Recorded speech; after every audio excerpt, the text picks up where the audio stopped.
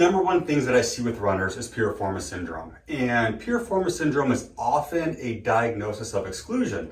It's often something that's going to be in someone with a long-standing compression or stretch of the sciatic nerve. So we'll see that in people who sit on their butt a long period of time. In fact, pain when you're sitting and driving in piriformis syndrome are almost like peanut butter and jelly. It happens all the time.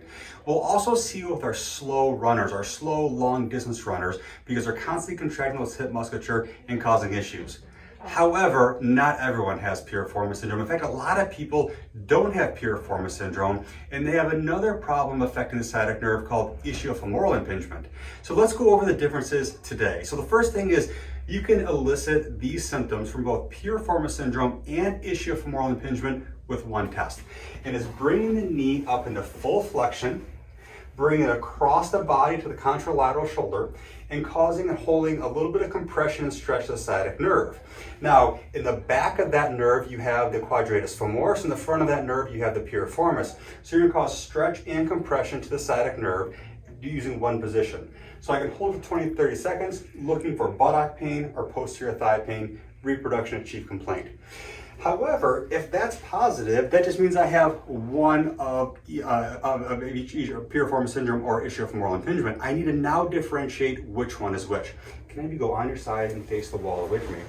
So the difference of this is pretty significant because doing manual therapy is going to be critical in our care. So should I be doing manual therapy to the piriformis? Most of the time we're going to do that near the actual origin of the piriformis or inserts in the sacrum.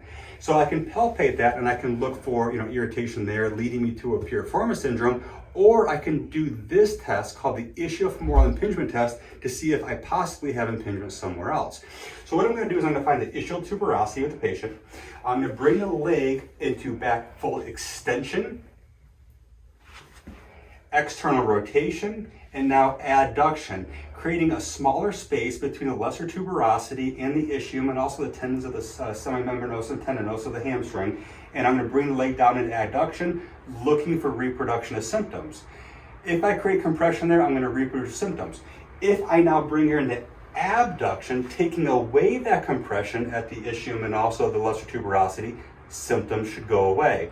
So symptom reproduction and symptom alleviation. If I find that, then this person has ischiofemoral impingement. So I still need to be worried about sitting posture. I still need to worry about sleeping posture to help take away compression.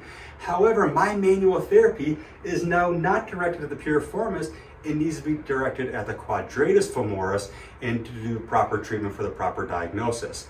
So I hope this helps. And one little tip is that I find a lot of these patients have pain with my walkers.